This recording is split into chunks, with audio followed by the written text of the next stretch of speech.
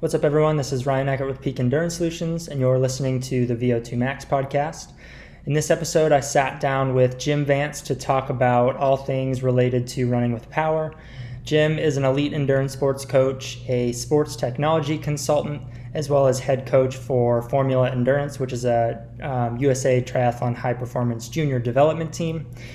He's also co-edited the book Triathlon Science with Joe Friel, as well as author of two separate books, Triathlon 2.0 as well as Run with Power. I would consider Jim probably one of the foremost experts on running with power. He, as he'll reference in the podcast, wrote the book on running with power, which is a really great resource to get started with if you're interested in learning more about running with power outside of this podcast. And then also most notably, he's coach of Ben Kanute, who is a 2016 U.S. Olympic triathlete. And then probably one of his bigger accomplishments was placing second at the 2017 Ironman 70.3 World Championships, among a laundry list of other pretty amazing accomplishments as well.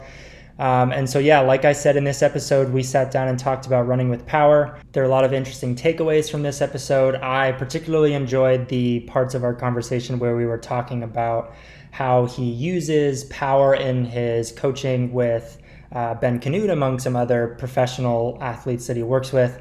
Just a lot of really good insights on how to get started with running with power, how to look at the data, how to learn from the data, how to learn from some of your mistakes in training, and just using the data that you gather with a run power meter to just better yourself as an endurance athlete in general, whether you're just a runner or a triathlete or you just like to run for recreation. Whatever it is, there should be something in here for you if you run and if you're looking at getting into running with power. So I hope you enjoy this episode of the VO2 Max podcast.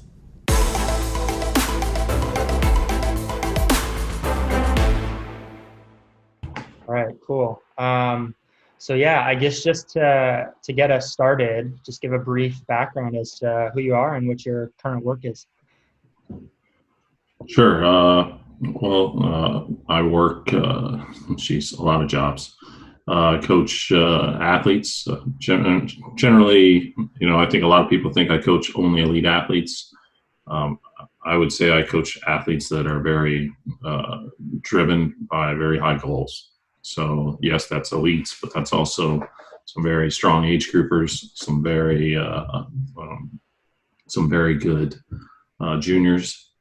That are trying to compete, or get to a world-class level in junior racing. So that's a lot of what I do. I also work for a company called Today's Plan, which is a training platform, communication for coaches and athletes, and a lot of insights, analytics, and things like that.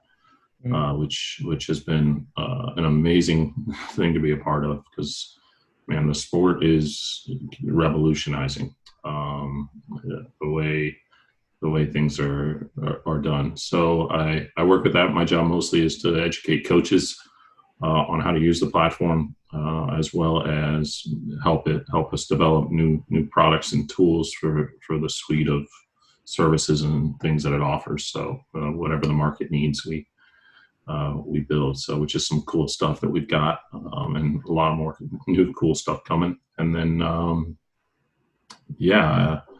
I consult with other companies that want to bring technology in the endurance sports on a semi-infrequent basis, but those are there. And then so that's a lot of what I do. Yeah, nice. It sounds like you're busy, that's for sure. So I know you use, is it primarily the Stride power meter that you use with people? Like, is that the most common type of kind of running power device that you come across? I use Stride mostly. They are not the only product out there. We have Polar. Polar has wrist-based power in their Vantage V watch. We have a company called RunScribe is out there, which is very similar to Stride with dual foot pods. They're a product I haven't used theirs really, so I can't speak to it, but certainly has a lot of potential. And there's a few others that are coming out. I go back to kind of the consulting with companies that want to bring technology into sports. That tends to be one of the things that I do, since I kind of wrote the book and I know a lot of companies. People, those companies tend to come to me and get my thoughts and see what they're doing. So yeah, there's some really there'll be some new ones on the market. The advantage of Stride that I find is it's simple. Mm-hmm. You put it on your foot and you go. I think it's extremely accurate, especially even if you're a pace person and you don't want power. It's going to be much more accurate than GPS. Mm-hmm. It's got an ability to record itself. So in case your watch dies, you can just use your phone to want to run. Or whatever, still run your loop. It's going to record the whole thing for you right there within the unit.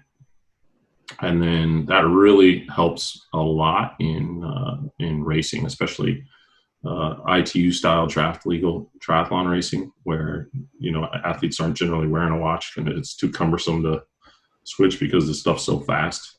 So it gives us an opportunity. We just put the foot pod on the shoe, and as soon as the athlete comes off the bike, puts the shoe on, it turns it on, the motion, and away they go. And we're able to analyze, everything from where their form breaks down to their pacing to, just even strategies and, course accuracy. So yeah, we get all that.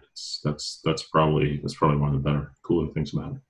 Yeah. So obviously I know especially most endurance athletes and triathletes, they're probably at least familiar with power meters on the bike. And those have been around for a couple of decades now. But at least from what I've seen with athletes and coaches that I've kind of worked with, very few have kind of caught on to running with power. And so obviously Stride is probably one of the more popular ones that I hear of. And I know I've heard of Polar. They have one in their wristwatch. But so you kind of touched on some of the benefits of running with power, but do most of the athletes that you work with run with power? Is it kind of a prerequisite, or is it very infrequently that you have athletes that actually like to use running with power? Oh, I pretty much require it now. Okay. Most of the time when an athlete comes to me, they're eager to try and learn from it. And the things that we can see from it are really good. Mm-hmm. Especially, there's tons of advantages to using it that athletes would never even consider until they actually started using it, because they just don't know what they don't know. Right. And really seeing and understanding how they move through space, because that's really what run power is. It's just about how you move through space. Mm-hmm. And so how effectively you do that to move quickly.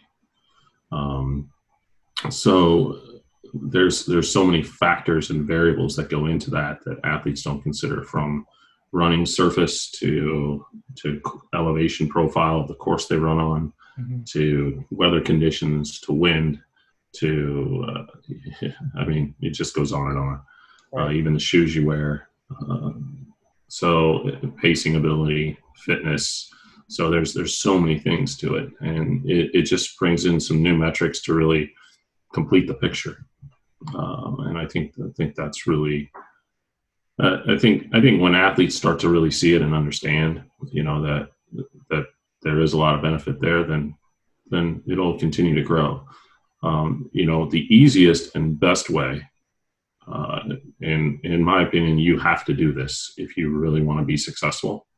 I go back to high goals. The higher your goals are, the smaller margin of error you have, because it's highly competitive. Athletes that want to try to make Kona, athletes that want to try to place in Kona in their age group. Those are very, very hard things to do. So what you do is you take a running power meter like Stride, go out on your easy runs, your easy long runs, and you can pretty much know that within about 5% of that number is probably going to be what you're capable of running off the bike at, about maybe 105%.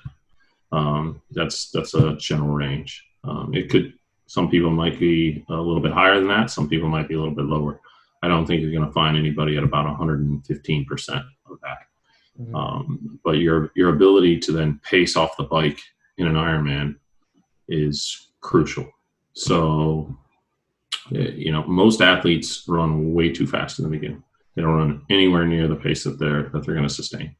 So the ability to dial in the correct pace so that you at least fade less is important. I find so many athletes, they have a plan for their run, and it's entirely based on a pace. And the problem with that is pace is more the result. Power is more the process. Hey, this is your process. This is the process of what you're actually doing. So when you're result oriented in the way that you go after this, you don't really recognize that there's so many variables before that. If you're going to run a marathon just straight up marathon, not in an Ironman, a power meter is going to really help you. Mm-hmm. You use it in an Ironman, it's going to change the game for you entirely. Mm-hmm. In an Ironman, you've got a 2.4 mile swim, 112 mile bike before that. So yes, you have the physical toll, okay? But now you have nutrition to take into consideration, hydration to take into consideration, how hard the course was, how hot it is. You come off the bike, you can tell me, hey, well, I plan to run X pace. You have no idea in the world if you're capable of that pace on that day based on all those things that are going to happen. Yeah, you can hope, fingers crossed, but hope's not a very good strategy for somebody with high goals. So for that, what we do is we learn in training, hey, this is what we see that you're capable of doing in training. So let's just go out and execute that. And whatever it is on the day is where it is. There's so many variables that we can't control, but we know we can control this one. You've proven you can do this. If we do everything right, you run at this, well, the pace will be the pace. Mm-hmm.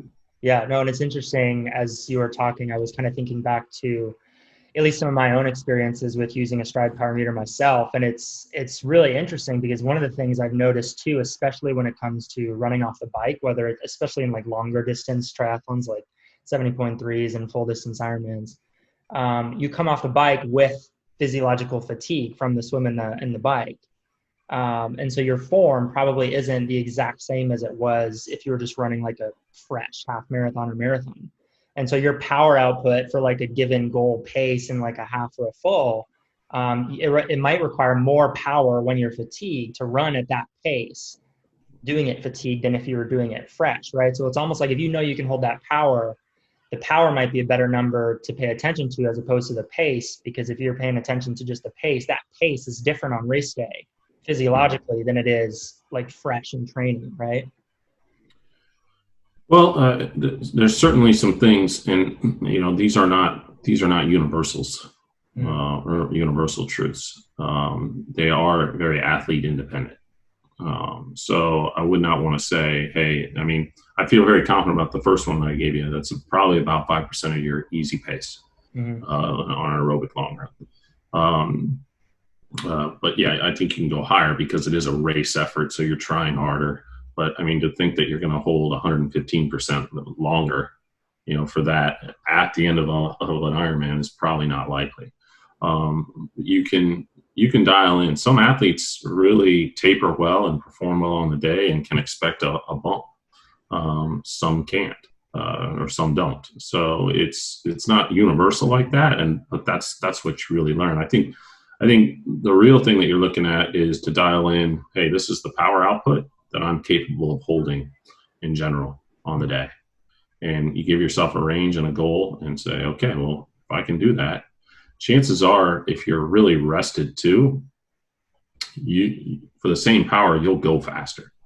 Mm-hmm. In a straight up marathon or half marathon and things like that when you're pacing, because if you're rested and tapered, chances are the biomechanical chain is going to flow a bit better.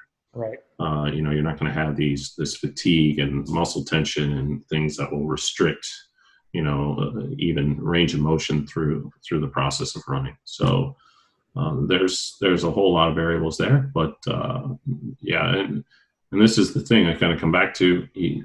Athletes learn a lot about themselves, where they're strong, where they're weak, what their pacing's like in races. How to better train for their races. how to dial in. I mean, I'll be honest. I wrote the book on power. I did not start using it as a way to prescribe training for 2 years, for the first 2 years after that, about a year and a half, because I still was like, you know what, I still want to learn. I still want to see, if this happens, if I prescribe this, does that actually happen? And it took me about 2 years. And then when I started prescribing a bit more by power, especially for my long course athletes, it changed the game in the sense of we weren't overdoing training. We weren't digging ourselves into a hole. We were hitting the specific intensity that was needed. So therefore, we were recovering better. Right. And even then, that changed the mindset of the athlete.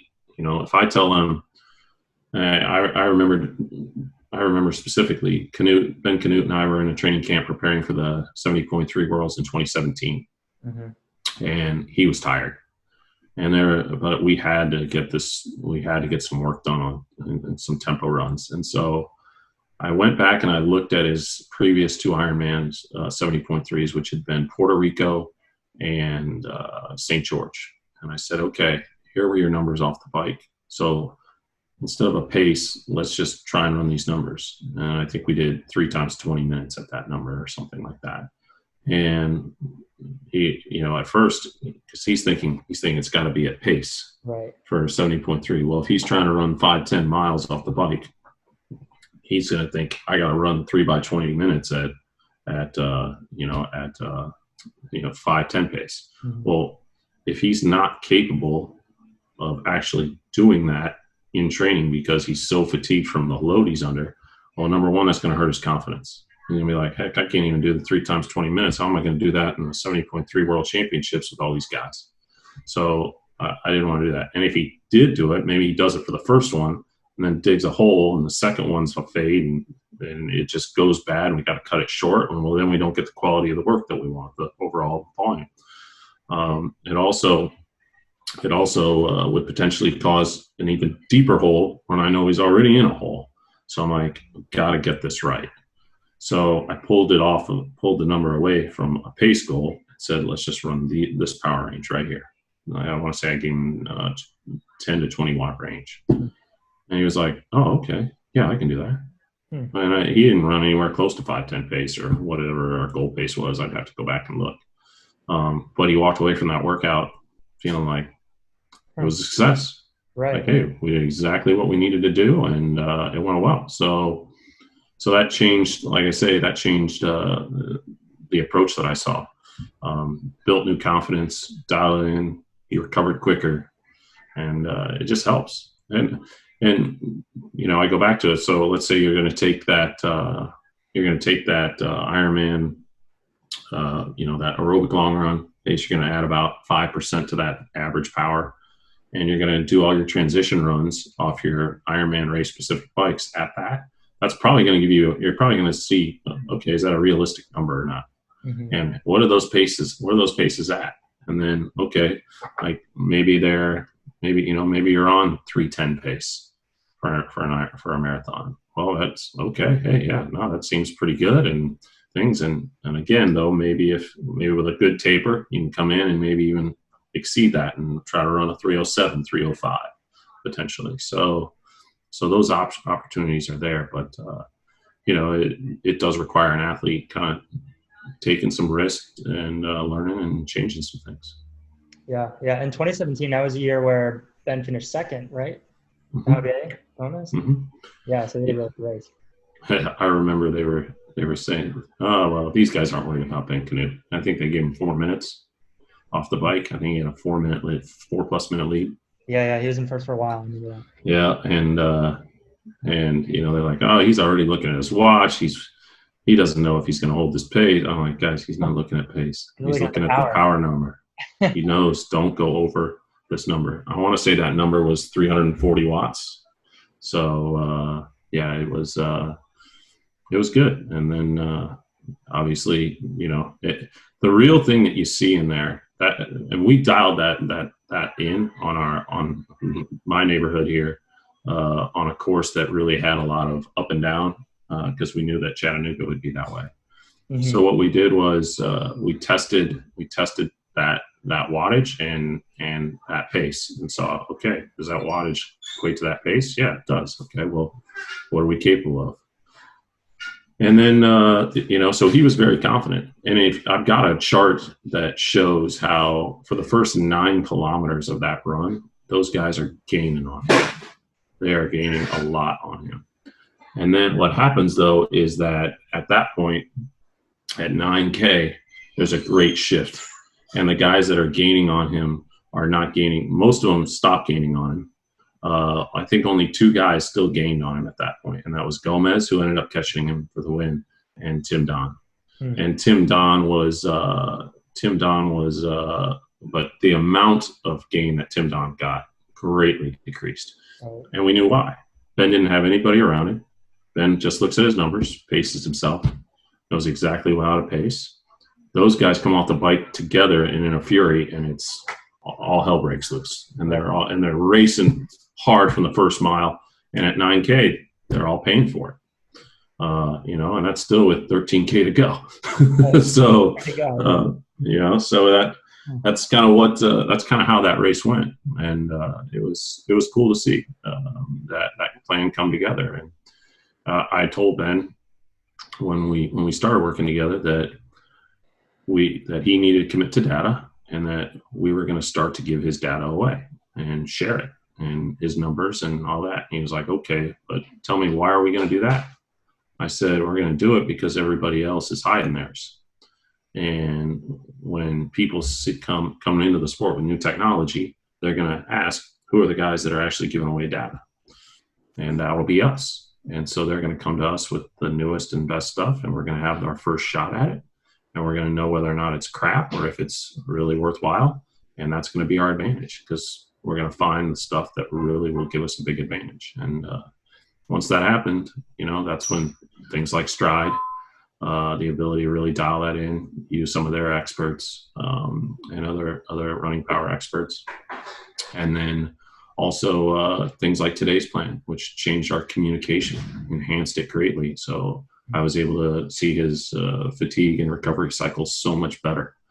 And so this is the thing, when you embrace that type of stuff, and you're looking for those advantages. Well, Ben went from a guy that nobody really kind of thought about to a world class. I mean, those types of changes. So.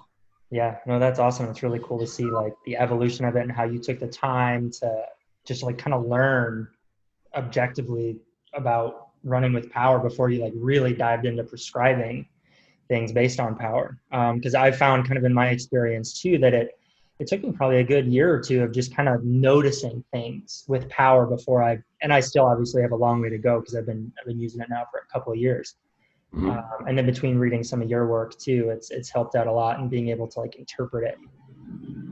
But yeah, I found too that with the pacing, kind of similar to with power meters on the bike, and how especially with long course athletes where it's such a paced, steady state effort, just having power on the bike is game changing, especially when newer athletes start to get into power and they finally get a power meter on their bike. It just is totally game changing with the pacing. And I found that it's really similar with running with power, especially in those longer distance races. I mean, I normally will train. I'll do a lot of like off season training with pace, but then as I get closer and closer to races, I'll almost run exclusively based on power for the last few months leading up to a race, because I'm not even worried about a pace on race day. I'm just worried about power. Like the example with Ben Kanute that you gave. So it's really interesting to see that. Yeah, with Ben too, we had he got 7th at WTS Edmonton last year, his best finish ever in a WTS race, and big breakthrough. I mean, I think she's right there with the world champion Vincent Louis. Kind of got outkicked late by those guys, a few of them, but we knew that that course would suit Ben. It was a tough run course. And we knew that he was really fit, prepping for 70.3 Worlds last year and for the Tokyo Test event for the mixed relay. He actually he ran 375 watt average in that race. So that really became a new mark for us. Hey, when we want to train, we've got to hit 375 75 in our intervals. And if we're hitting that, then we know we're actually getting the specific intensity to run at the level, world-class level that we think he needs to run at. If he's not hitting those numbers, then it helps us change, our expectations of and strategize differently. If he's there with those numbers, okay, then now he feels very confident because he's like, oh, I'm about where I was when I was at my best. So even just that, knowing, hey, what was I doing over here in this race that things went well? What you can learn from. What was my training looking like here? Where am I now?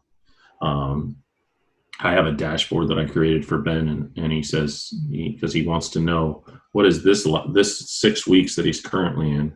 How does that compare with the 6 weeks going into 70.3 Worlds every year for the past 3 years?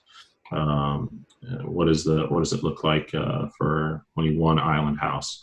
When he, some of his other big things where he was like, man, I knocked that out of the park, escape from Alcatraz. So he's got all his numbers on a dashboard, and he's literally able to just see, okay, here's where you're at now. Here's where you were at all these different times. And, that really brings him a lot of confidence, because that, to me, that's the number one thing. Yes, I'm a data guy. I absolutely am. But I use data to help athletes be confident and excited on the start line. Because if they're not, then it really doesn't matter.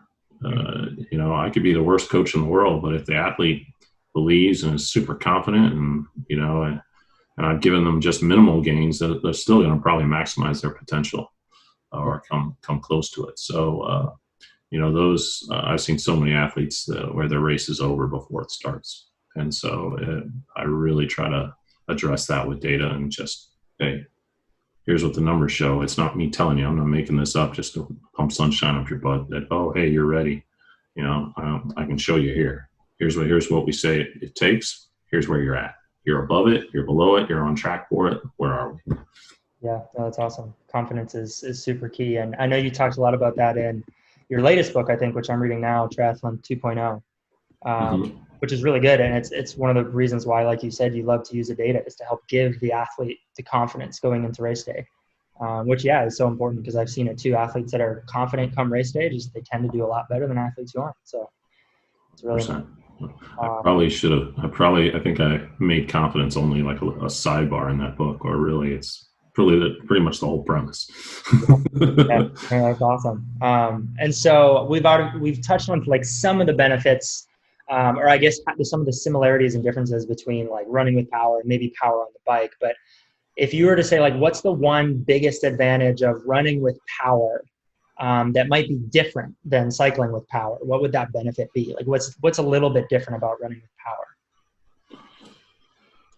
Oh, I think, just like you can't use speed on a bicycle to really determine, the quality of a session or the quality of a performance, you really can't necessarily use pace, especially from course to course, and things like that. So I think that's the number one thing.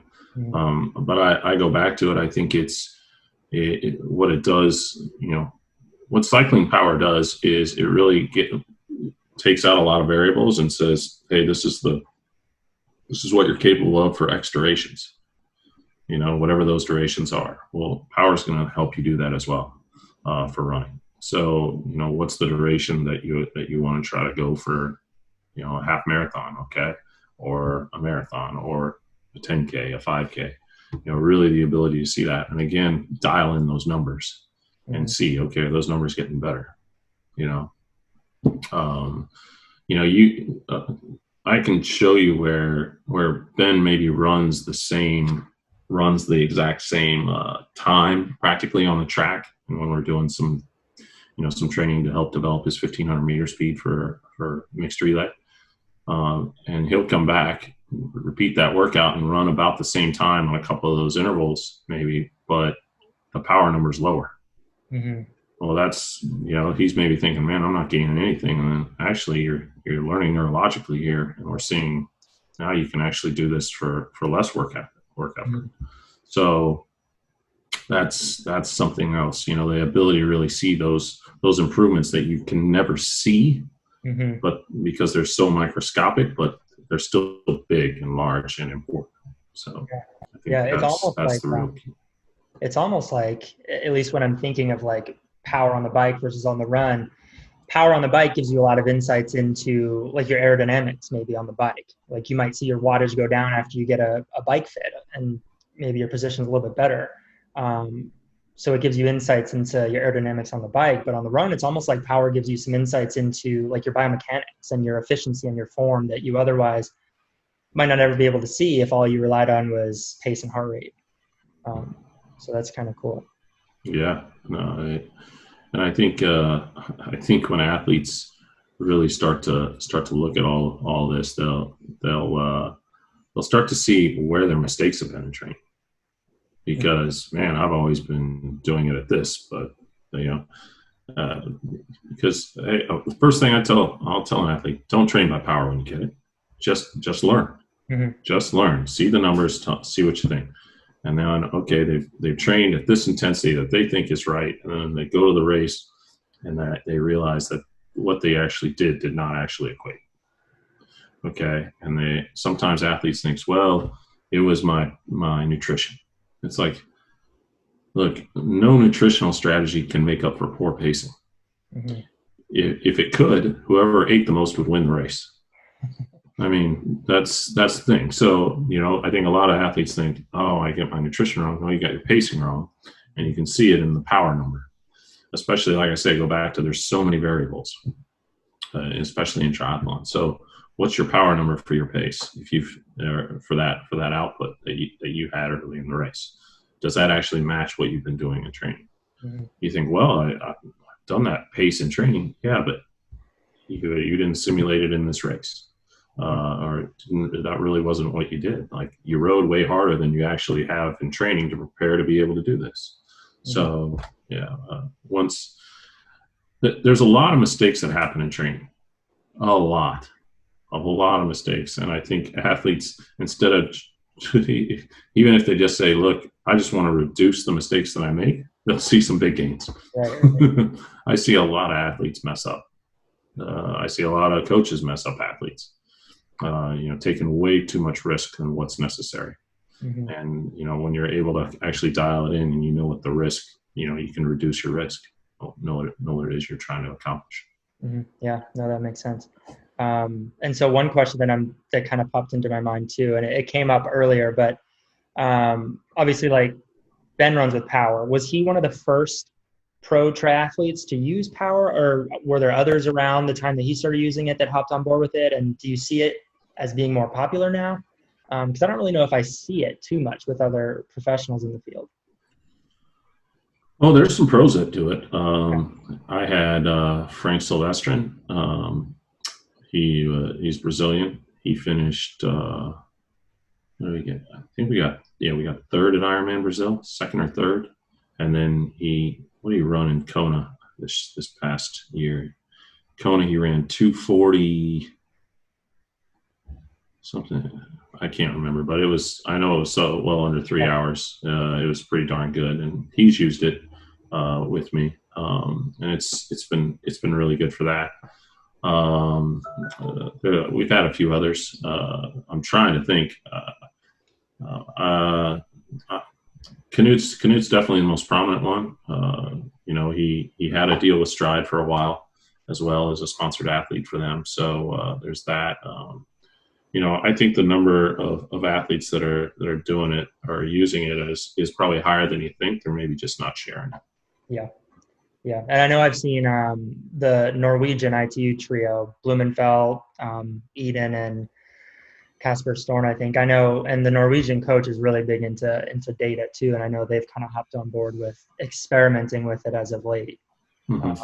So yeah, it seems like it's becoming more prevalent, and it's interesting to see that you guys use it because Ben's interesting because he does like from the shortest of the short stuff, like the mixed relay kind of stuff where it's like super sprint style, all the way up to half Ironman distance. So he kind of dabbles in all the different distances, and it's interesting to see that he uses it across all those different distances, especially where the dynamics between draft legal and non-drafting is so great. Really interesting. Yeah, he's probably the most versatile athlete in the entire sport. Yeah, it's pretty great. And it's been cool to watch and be a part of. And yeah, I wouldn't say it's all because of run power. I'm not going to say that, but it's certainly, that's been something that's given us an opportunity to base our decisions on and really know, okay, is what we're doing working? Like we think, this. So, what does it become? So, I've got stride files from mixed relays where we can see, okay, where did he break down? How did it go? What, when he raced well, how was that? So, excuse me, but it's, we're constantly learning because, the sport's changing too. It's getting more competitive. That's, Eden and Blumenfeld and guys like that, that are showing more range. It's kind of like Ben. It's coming up, but the mixed relays, I think, going to be even more popular. And I think you're probably going to see that the Olympic distance ITU racing is probably not going to be there anymore. It's probably going to come down to sprint. Okay. So you probably see more, or maybe it'll be an added event at the Olympics. It's kind of like a distance. There's the 10K and the 5K. Well, now you're going to have the Olympic distance, the sprint distance, and the mixed relay at the Olympics. Yeah. So I think those are all ways that the sport's kind of growing. Yeah, really cool. And so speaking of the sport growing, and this will be a good question for you since you work with a lot of companies developing new technologies and whatnot, but obviously we have power on the bike and the run. So most triathletes might beg the question, what about in the swim? So do you see power being something that gets integrated into swim training with some kind of new technology in the near future, or? It's a good question. I know of two groups that are trying. I can't really share much more than that. Not that I know a lot more either. I think it has some potential value. Right now, I even write in Triathlon 2.0 that, our ability to measure swimming performance is not really very good. Hasn't been.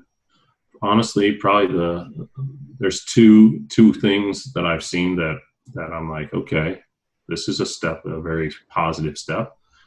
Form swim goggles. I think they have the ability to do a lot, potentially. It already does a lot better in terms of quantifying training and really breaking it down on splits and things like that and what you can see as a coach.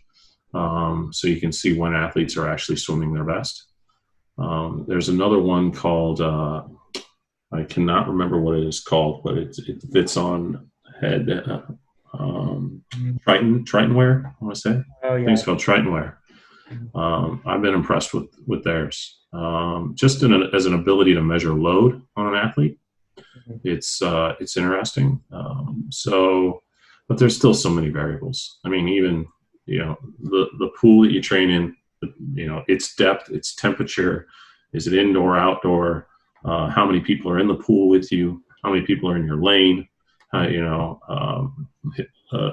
Is it kicking? Is it pulling? Do you have fins? Is it, do you have an ankle band? All these different things. There's so many things that you have to try and measure in the pool that are very difficult. So, we don't know, and it would be interesting to see what power meters could do for swimming.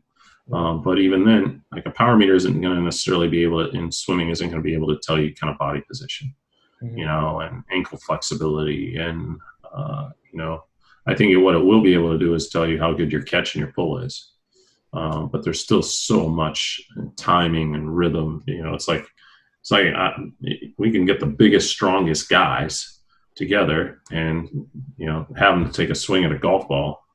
They maybe aren't going to, the strongest guy isn't necessarily going to hit it the farthest because there's so much technique involved in striking the ball the right way and being smooth. So, I know I've proven if I go in there and I try and swing at that ball as hard as I can, it doesn't tend to go as far very well.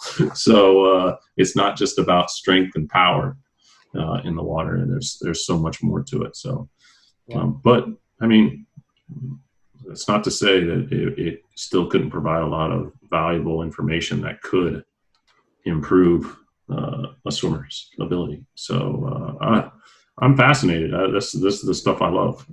Let's because I think, just like I kind of talked about with Ben and how we use these technologies to make ourselves better and have an advantage over our competition, swim power meter would probably be one of those, offer one of those potential opportunities for that.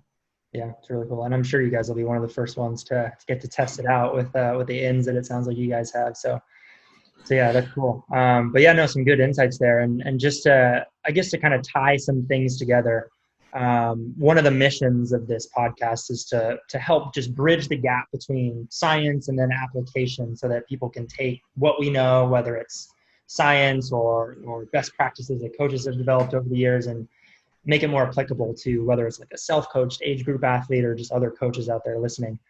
But if there was someone who's brand new to running with power and they were to ask you for one piece of advice, and we might have already touched on what you might say, but what would that one piece of advice be to them as they were getting started out? Record everything. Record all the runs, and heck, spend a whole season, and especially collect the training data and especially the race data, and then assess. That's it. Just so probably patience. I know it's this shiny new thing. Well, I paid for this money, I better start using it and learning it. But yeah, you can pay attention, but and you can make some hypothesis. What's your hypothesis? Well, I think I'm going to run, and I think I can sustain 240 watts on this run. All right. Well, did that actually happen? Well, if it did, okay. If it didn't, why not? Were you well above that? Maybe now we see something else. So yeah, just record, and then look back and see kind of what the numbers kind of tell you. And I think it can be something as simple as, let me look at some of those runs I did that I thought were specific to what I was trying to accomplish, and in the race file for it. Well, how did those two line up? If they didn't line up, it's probably telling you something. So yeah, cool. So just learn and be a student to the power meter for a while, and almost treat yourself as like an experiment of one. You just kind of see how it works out for you and the kind of patterns you notice. So, that's it, man. That's going to be that. And that's how you improve training and stop screwing up. Yeah, minimize the mistakes, or at least when they do happen, learn from them and try not to make the exact same ones again. Exactly. Yeah.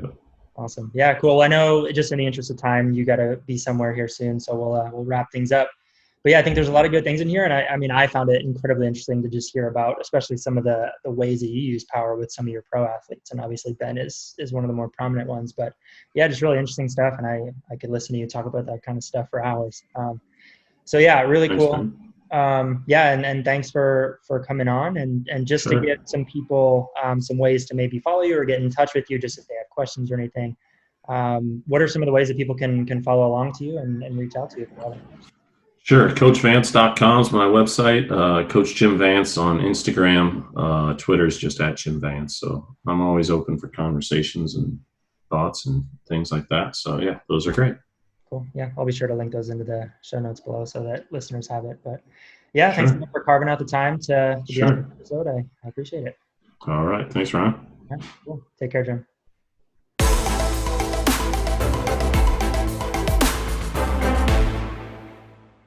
Thank you for tuning in to today's episode. If you liked what you heard in today's episode, please feel free to leave us a review. Those reviews are greatly appreciated and help spread the word about our podcast, as well as help us improve the content that we deliver to our listeners. And then finally, if you know of anyone who would be interested in listening to our podcast, please go ahead and share our podcast with them.